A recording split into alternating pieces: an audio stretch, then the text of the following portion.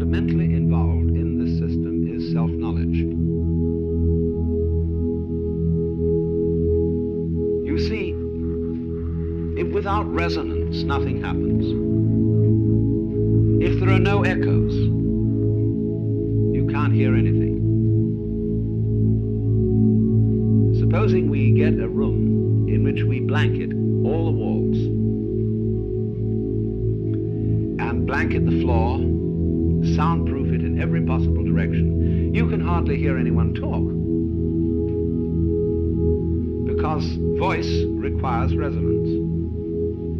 That's why people enjoy singing in the bathtub. They suddenly discover they've got a good voice, because suddenly the bath and the structure of the room, which is all non-soundproofed, resonates their voice.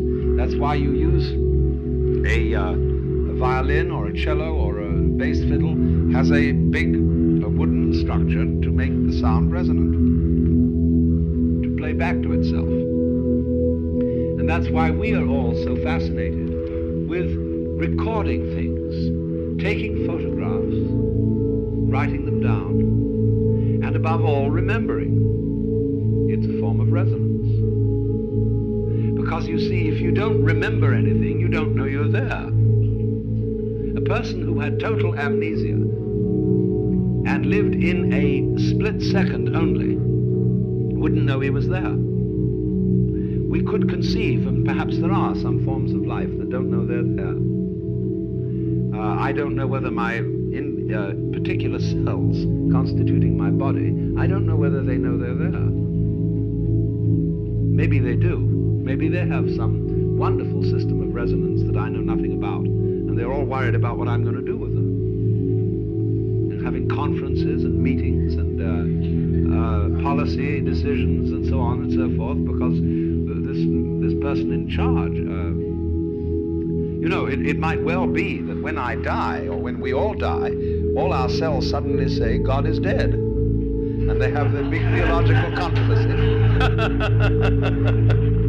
And say, well, we just have to fend for ourselves from now on. And that's called corruption, where they all go off on their own. So, I don't know. It may be that we've got some kind of a system like that. But certainly, to know that you're there, you need an echo. So I invented this limerick. There was a young man who said, though it seems that I know, what I would like to see is the eye that knows me when I know that I know that I know. So this is the thing, you see. Not only do you remember what happened and say it made an impression on me, which means it made me remember, like your retina remembers whatever is seen, so that it sticks there a little. In other words, that's why you get the illusion of a circle of fire when you revolve a cigarette in the dark. It makes the impression of a circle because your retina remembers and holds, as it were, the impression of the flame. And so then, beyond that, we are absolutely fascinated with the whole principle of remembering. And so then, when there's some gathering of people, and we say, well, this is a great day, what a wonderful picnic, or whatever it is we're having, it's a pity somebody didn't bring a camera. It should have been photographed. Now, do you see that in this whole thing, there is both a gain and a loss? One school of people are saying it should be photographed. The other school of people are saying, let go of it. When you go around, we've had so much experience of this in Japan, because all our students brought cameras and were constantly photographing things. And I had a camera and I was constantly photographing things, but I felt that so long as I had a camera with me, I was somehow distracted from actuality. I had a little box with which I went around grabbing life. Of course, it's great to come back and look at it in the form of photographs, but there's something about the photograph that is inferior to the actual experience that you're photographing. But there is an immense fascination in photography, in painting, in reproducing. And reproducing, you see, is the same thing as sexuality. It is reproduction, only in another way. Because it tells you you're there, you're alive. The thing bounces, it echoes.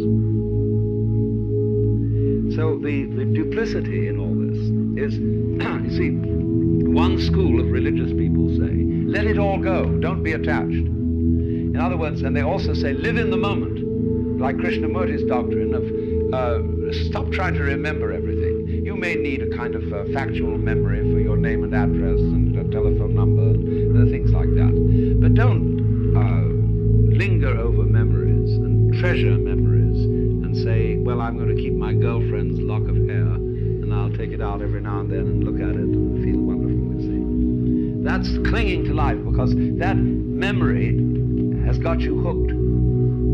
It holds you to the past, and it holds you to death. But then there's the other school of thought, you see, quite opposite to this, which says, remember to remember, title of one of Henry Miller's books. Hold on to it all. Get involved. Keep your girlfriend's hair. Keep all the photographs.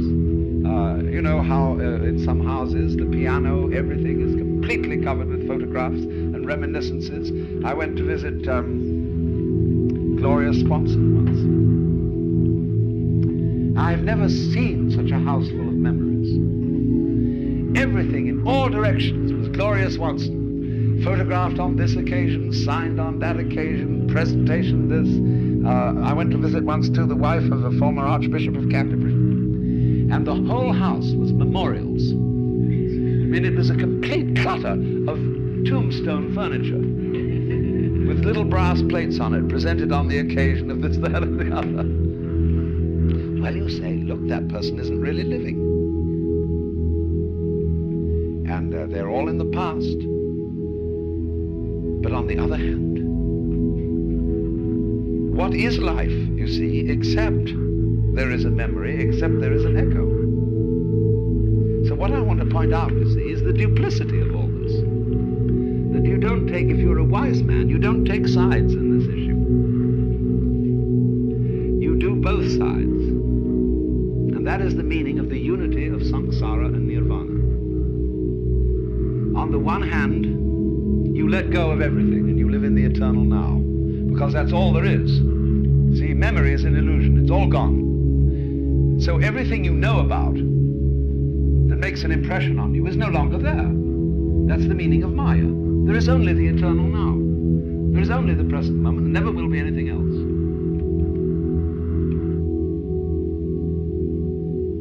Because even what you're remembering is happening in the present. The memory is in the eternal now, isn't it? See? So it's all really absolutely here. But on the other hand, what fun to drag it out and to make it echo and to get involved and to fall in love and to become attached. Once R.H. Blythe wrote and said to me, I may have told some of you this story before, he wrote me a letter and said, what are you doing these days? As for me, I am abandoning all kinds of satori and enlightenment, and I'm trying to become as deeply attached to as many people and as many things as possible. Because these are the two sides, see? So, the thing is this, it's just like riding a bicycle. It's a balance trick. You suddenly find yourself falling over one way, well, you balance that, you turn into that direction, and you stay up. And so in the same way, when you find yourself becoming too attached to life, you correct that with the realization that there is nothing except the eternal now. Then when you feel that's all right now, you see, you're safe again. So this is the only the eternal now. Once more, you go and get attached. Or you get involved, you get concerned about some enterprise, social, political, amorous, familial, scholarly, artistic, whatever it is. You get involved. And the two always go together. So this is the meaning of this symbolism. Because the male only knows he's there if there's a female. It's the echo. And she only knows she's there if there's a male. Nobody ever came into existence without a couple of parents, see? And there's simply no other way into this universe. Now this is simply, I'm using this simply not as the main point, but as a sort of illustration of the simultaneity of attachment, detachment, involution and evolution. Involution is how you get involved, evolution is how you get out. Well now, this tantric yoga represents all this in the most extraordinary symbolism, which is basically the human body. Again, it's not simply the sexual functioning of the human body, it's the whole nervous system.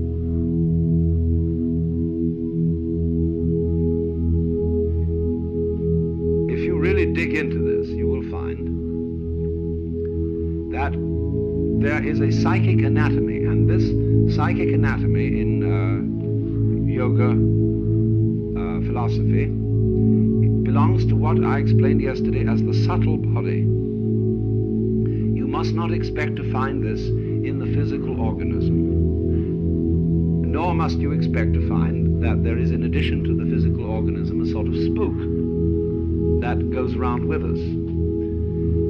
The physical body is the body as examined by others. The subtle body is the way you feel yourself. Now, there is then an anatomy of the subtle body, which consists of the process of involution and evolution. There is a spinal tree, and it's represented as having two paths down it.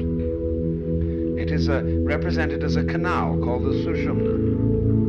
And then in this canal there are two routes. One is called the Ida, and the other is called the Pingala. P-I-N-G-L-A and the IDA, Ida. And on one current, something is going down. And on the other, something is coming up. And you will recognize, I think, the familiar image of two serpents on a rod, the caduceus, carried by Mercury. And alchemically, you see, Mercury, the mirror substance, is the void, is the pure, clear light, the same thing as the Buddhist diamond. Now, down at the base of the spinal column, according to the chakra system, there is what's called the Kundalini, which is the serpent power. And the symbol of the serpent power is an inverted triangle with a phallus upright and erect and a sleeping serpent coiled all the way around the phallus. That is, in other words, involution, to be absolutely involved. And the sex symbol is used again because sex stands for, symbolically, complete involvement.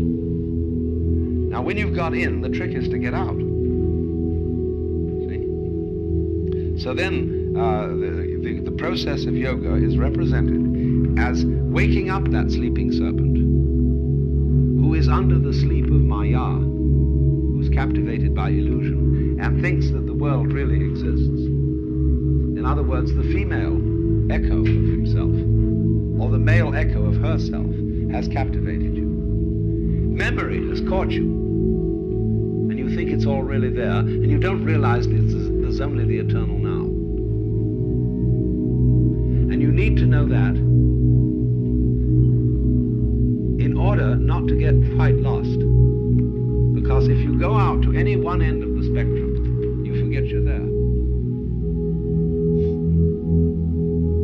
That's sort of a non-existence. You can't really non-exist. You'll always come back eventually.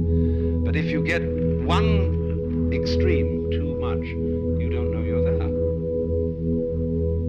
So then the symbol is that you draw up the energy located in the Kundalini, which is the sex center, and you send it back up the spinal tree to the top again, from which it came.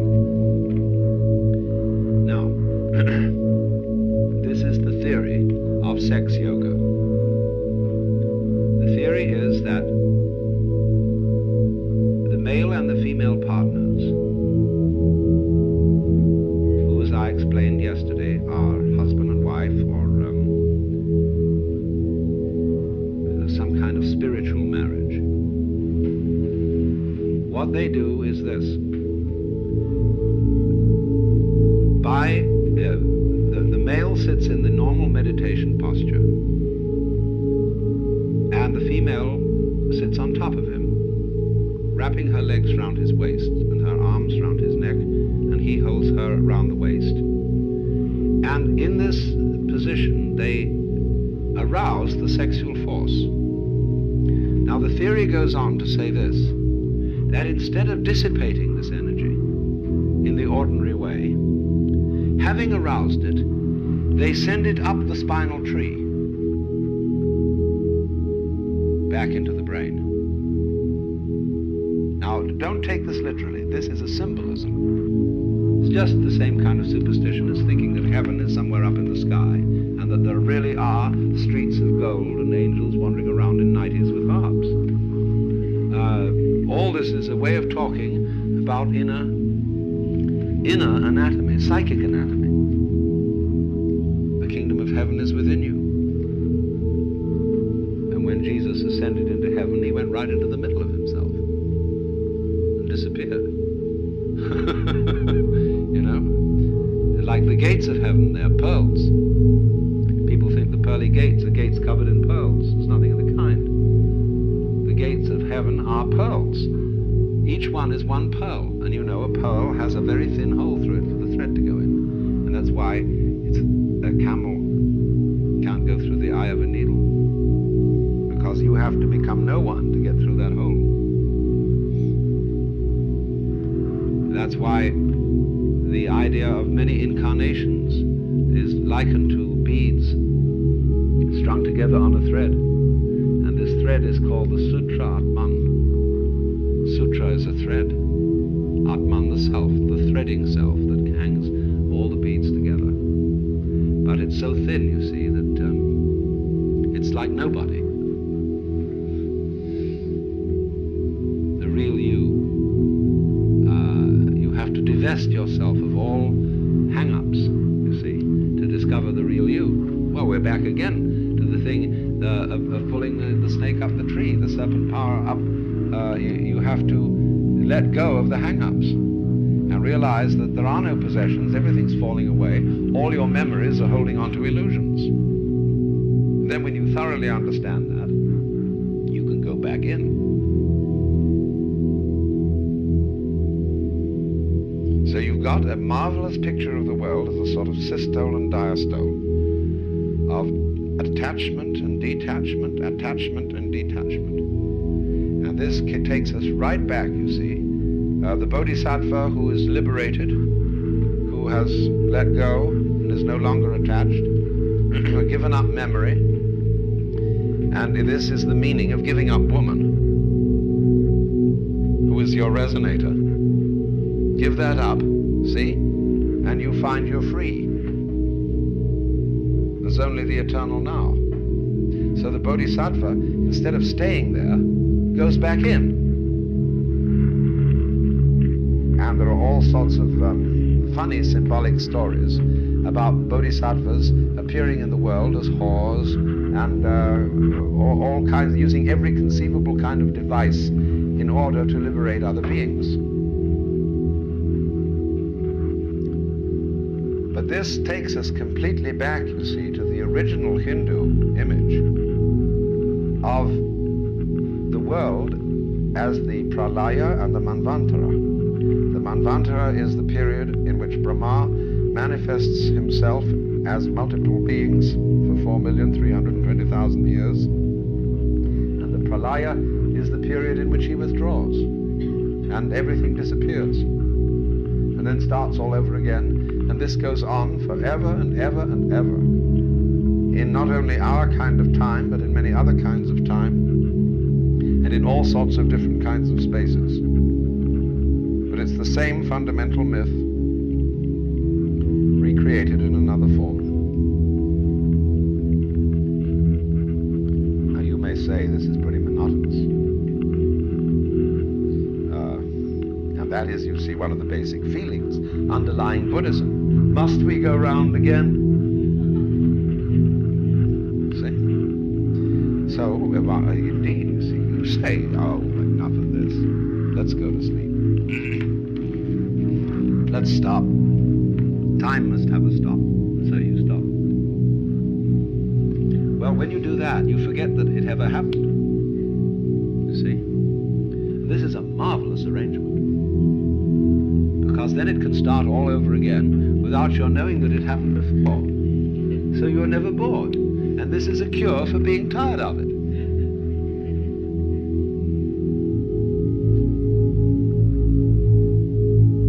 Because if you didn't know, I mean, that's where the memory goes, you see. And so when you come back, there's no problem. At least no problem of boredom, of remembering the past. There are going to be all sorts of new problems. But you won't know you've had any problems before. So that won't worry you. Until you begin to accumulate memories again. And you've had these problems and it's becoming a bore dealing with problems. And then you get rid of yourself. It's called death. It's a beautiful arrangement for keeping everything young and new. And for keeping the universe running without getting tired of itself. And that's the definition of keeping on. So you see, these are the two motions. They're fundamentally then represented by the male and the female, the in and the out, the now moment and the memory. See, memory, remember, creates the future as well as the past. You wouldn't know you were going to have anything happen tomorrow unless something had happened yesterday. You figure because the sun rose yesterday and yesterday and yesterday that it will arise again tomorrow.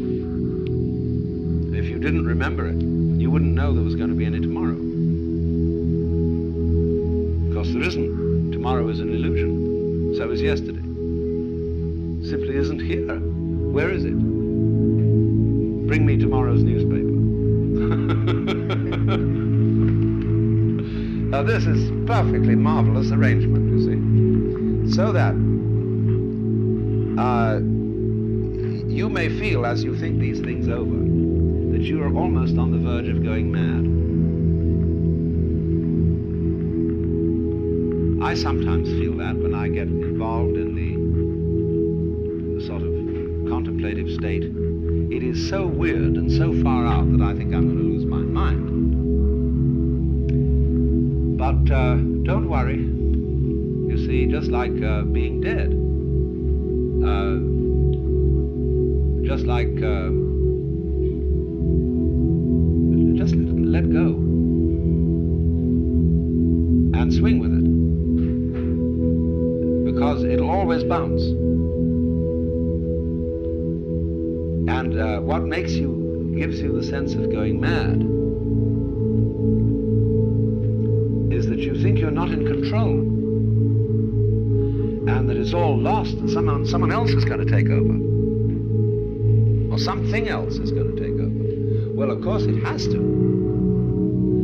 Because, like you say, when you've driven long enough in the car, you say to your wife, will you drive for a while, please? You want relief. Something else has to take over. But it's all you.